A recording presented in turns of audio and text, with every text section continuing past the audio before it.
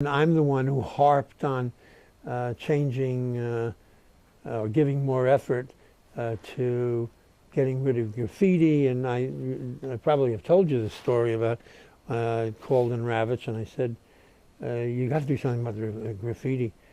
And I know what you got to do. You got to put a fence up where the cars are brought at night. Most of the cars are taken off the rails and brought into areas for safety.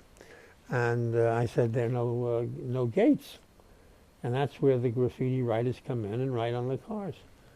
So I said, put up a fence and put in dogs. Oh, dogs, they'll bite. I said, well, that's what dogs are supposed to do. I said, but if you don't want the dogs to bite, then put up two fences and have the dogs run between the two fences. What you want to do is keep the people out. And he said, well, but they might put their fingers through, or they might climb up and fall in, and the dogs will bite them. I said, if you're still concerned about that, then instead of dogs, put in wolves. Because there is no recorded case of a wolf in the wild state ever attacking a human being in North America. It's happened elsewhere, but not in North America. And, okay, so now I tell the story to the reporters, and Clyde Haberman comes in the next day, and he said, I checked your story at the library, and I found it's not totally true. This is Clyde Haberman. He said, it is true that no wolf in the wild has ever attacked a human being in North America, but domesticated wolves that people have attacked. And I said, but I was only talking about wild wolves. I wasn't talking about domesticated wolves. My position is, if a wolf, you put the wolf in, and if after a certain period of time it becomes domesticated, you replace them. Bring in another wild one. So that's the story. But they made a special effort, and it was Gunn who made the effort. Gunn was magical. David Gunn came up with the real reason why graffiti was licked, so to speak, and we beat them. And that real reason was no car could leave the railroad yards if it had any graffiti on it. If at some point graffiti was put on the car, it would have to be withdrawn immediately. And the reasoning was, that's the only reason that these graffiti writers, or artists, if you want to call them, although I don't consider them to be artists, did what they did was so they could see it. And if they didn't see it, they'd stop doing it. So by taking the car out of use immediately, that interrupted the situation to the point where the graffiti writers stopped doing what they did. So he, in my judgment, is the true hero, David Gunn. And it was all, the graffiti was being done at the yards. Yeah, that's what we understood, for the most part.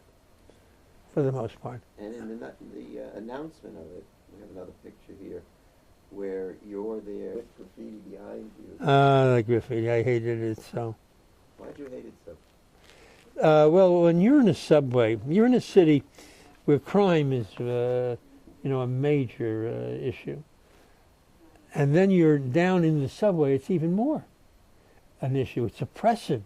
And when the whole subway system is covered with graffiti, it, for whatever reason, I don't know, psychologically, it causes you to be very fearful.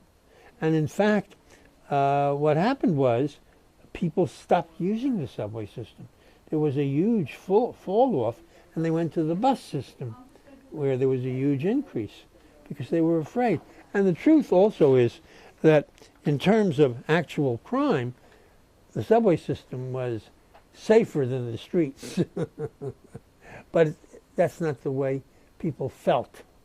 They felt alone. they felt anxiety, and the graffiti added to it. But you also did something about the crime. Oh, yes. Or let me put it another way, the perception of crime. Well, we put cops at a certain point on every subway car. I mean, that's very difficult to do. I mean, there's a limited number. I attacked it all the time, and I still get interviews on that. I said, sure. There, you got the one who's dead, those stick figures, I can't even remember his name. And there are other art. Huh? Who? Keith Yeah, yeah. What, say it again, loud. Keith Haring? Herring, yeah. He became the most famous. And There's a movie that just came out about Banksy and I saw them all, and I understand. Exit through the gift shop. But it was so destructive of the city. I mean, they didn't have to be on our trains.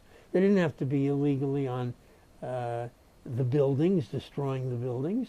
We're happy to find spaces for them if they want outdoor spaces. But that's not what they wanted. They wanted to do it secretly, illegally. You know, look, I did that. You know. But your feeling was that the impact it had on the public was to Was scare awful. them. Was frightened the public, and just made the city look terrible, physically terrible. I mean, we asked people to cover up the graffiti that had been put on their buildings the next morning. It was done at night. We try to do that in our buildings. It's very expensive, very expensive, and also it's ruinous of the buildings. I mean, you have different colored colors on the buildings, but ultimately we won the battle. There's no question. Ultimately, Sam, being that you're here, what is